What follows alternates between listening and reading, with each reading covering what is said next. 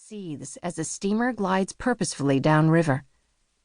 The man stands against the gunwale, transfixed by the moiling eddies, as if within them he sees all the trials and tribulations of the preceding years, the years of hardship and loss and disease and disaster that have seen the deaths of almost his entire family, but which have ultimately led to this heroic achievement.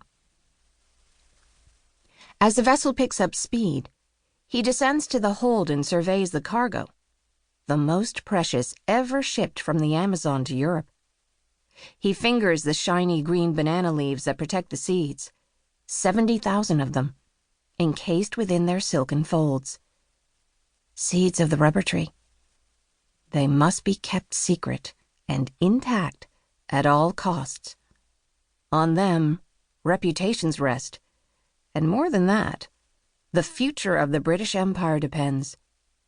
But although the man is full of hubristic pride, neither he, nor his wife, nor his son, nor the captain of the ship knows the full enormity of what he has achieved.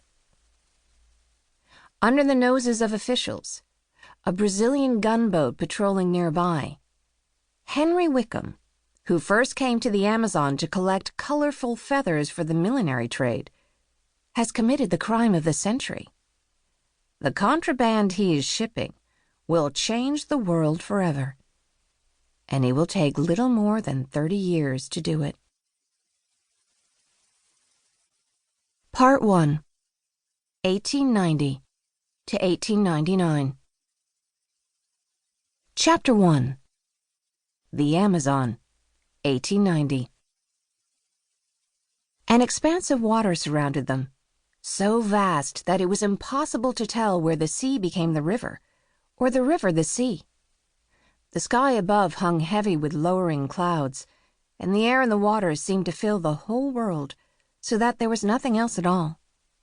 Along the widest horizon Katharine had ever seen, sheet lightning played in a frenetic, never-ending ballet without rhythm or choreography, competing in its performance with the last valiant glimmers of light from the day's end. So this was the Amazon, Katharine thought, as the steamer's engines changed tune to cope with the strong current in the estuary. The greatest river on earth. She could hardly believe she was here.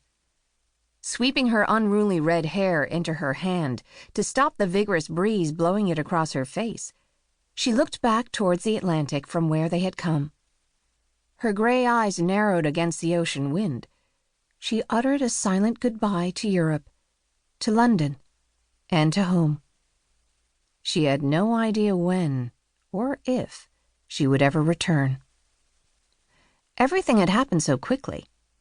At first, her husband Anselmo's grand plan had been no more than a crazy idea, a pipe dream, a fantasy. As it had taken shape, it had still seemed unlikely, fun to talk about, but nevertheless distant and implausible.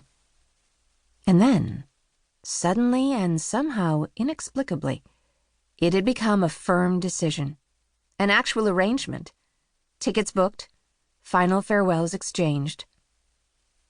Of course, now she thought about it, Katharine realized it had not begun with the late-night discussions, their wild imaginings of another life conjured up in the cozy safety of their marital bed. Really, it had all started with their marriage itself, undertaken with an almost unseemly haste, though it was not a wedding of necessity. There had hardly even been time for the little embarrassment of a prenuptial pregnancy. No, it had been the lure of the Amazon that had compelled Anselmo to wed his bride in the shortest time possible, so soon after that first fateful meeting, in a back corridor of Fortnum and Mason's department store in London.